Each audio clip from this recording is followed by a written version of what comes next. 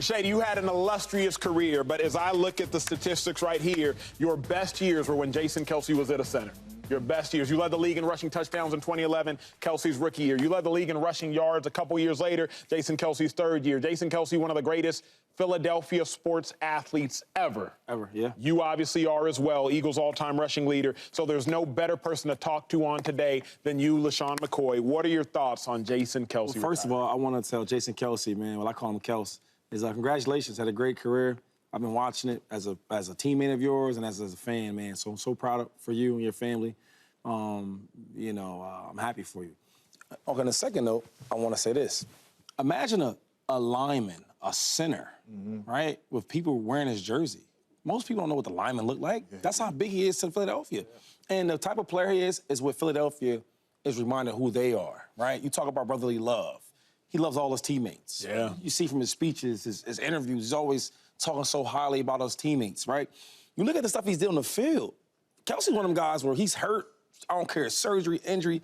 I'm not missing a game, Joey Taylor. I'm not doing it, right? He had that long record of most starts. Yeah, most consecutive. Like, that's who he is. And then you talk about how smart he is.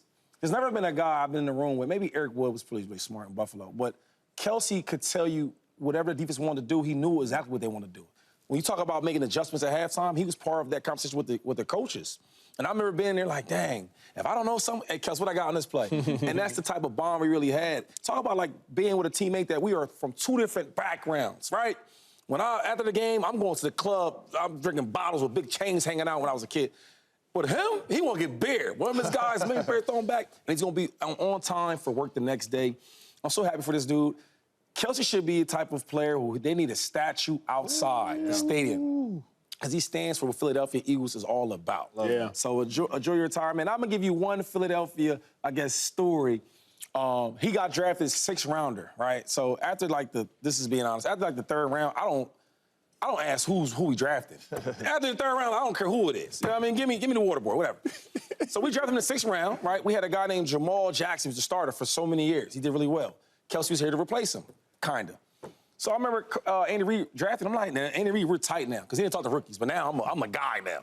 I say, hey, Big Red, who the hell is this little white dude at center, man? He's my height. He's my size. What we doing with him? He said, trust me. Do I make mistakes? I said, you're right. Fast forward, we get to Ken. Now, he's a rookie. He's not the same Kelce as, super confident. He's not talking as much, right? He's a rookie. And he starts. He's playing. I remember the first practice, it was he was shaky.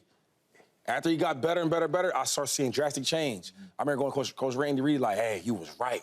We need him. And all my special plays, I'm either going behind Jason Peters or I'm going behind Jason Kelce. No question. And that's how good Kelce was. And since then, I've never seen a center as good as him since I left Philadelphia. Yeah. So enjoy your retirement, brother. I'll be calling you. Kelce was amazing. One of the things I take the greatest pride in, because I've oftentimes, like Shady has alluded to, like, you a 6th round pick, you a practice squad guy, you on the roster, which is what I inevitably was. Like, what role do you have on the team? But as a practice squad guy, which I was either the backup linebacker on practice squad, you're giving the first team offense, LeSean McCoy and Jason Kelce, their looks. Most importantly, you're giving Jason Kelce the look as a practice squad linebacker. But my favorite Jason Kelce memory, it isn't on the field. It was off the field. 2016, 2-5, I was headed to a Super Bowl party. The Super Bowl was in San Francisco that year, at Levi Stadium.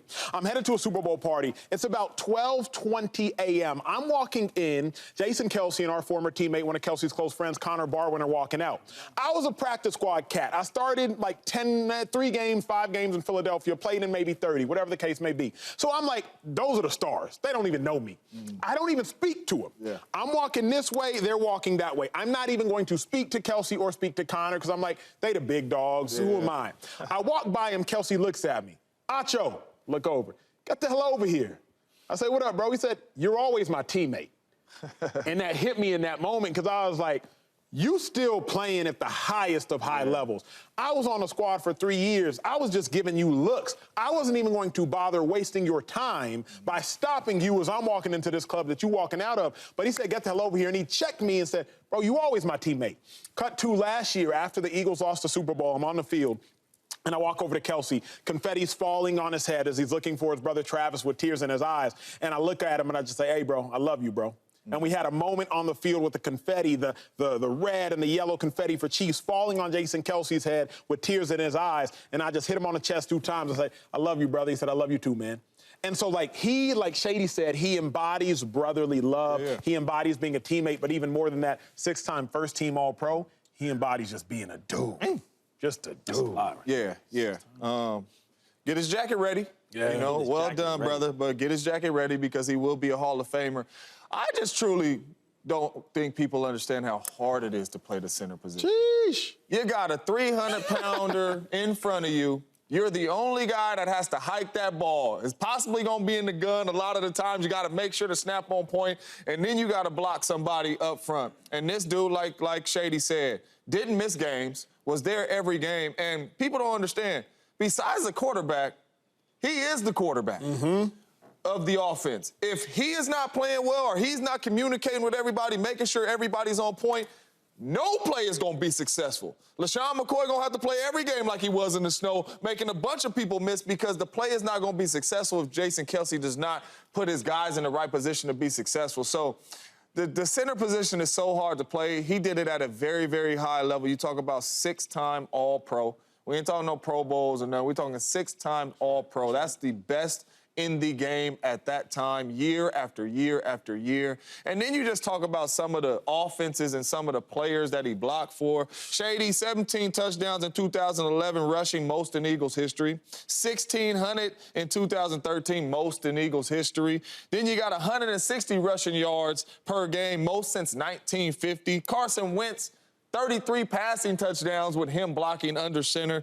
41 points, 538 yards in the biggest game in the world in the Super Bowl to take home a ring. Jason Kelce was the center of the Philadelphia Eagles. A lot to be proud of, my man. Well-deserved Hall of Fame career. Like I said, you might lose a little pounds not playing no more. Definitely the right way for your jacket, brother. I was going to say, it's good now, but it might be a little slimmer in 5 years, you know, be a little loose. I think what's really remarkable about his career and what I really enjoy as a football fan is we focus a lot on the quarterbacks. We focus a lot in the skill positions. We focus a lot on explosive defensive plays. The offensive line, we don't care nothing about the offensive line until they mess up. We don't mention their names. We don't give them no love. But when they ain't there, when Trent Williams isn't there, oh, we're going to do with this offensive line. When he messes up, oh, it's all falling apart. So they don't matter until they matter. And what I love about Kelce is not only does he have an incredible career and accolades and longevity and influence on other players that you all mentioned, but we know his name. And I think that's important because when we talk about this game, we do overlook things. It's why whenever we talk about the Patriots dynasty, and I mentioned Dante Scarnecchia, having a solid offensive line for almost 2 decades, that matters. It just does. It's such an important part of success. When we bring in rookie quarterbacks and they have terrible offensive lines, we almost always just give them a pass. What are they supposed to do? It's hard for experienced quarterbacks to have success when the offensive line isn't great. So everything about what he is so important to the game of football. His name, his, people's sexiest man alive, his personality, the beers, the podcast. And he can sing. There it is. His voice. Got his own CD out. He's so much more than just a great player. I think his influence on football is really special and important. And as a fan, I love that we know his name. I love that fans are buying his jersey. I love that he's such a big part of not obviously what he's done on the field, but the culture of football as an offensive lineman is important because we do not properly distribute the affection, the attention, or the praise to everyone on the field because we know the quarterback touches the ball the most. He probably has the most influence. But as you just said, the second guy is the other one that touches the ball the most, and that's the center. So he's had an incredible career, deserves all the praise that he's getting, and I think he's really important to the culture and the landscape of football. I will say this, though. That next center for the Philadelphia Eagles, he in trouble. One bad snapshot. knowing that Jason Kelce been there so many years playing at a high level, he in trouble.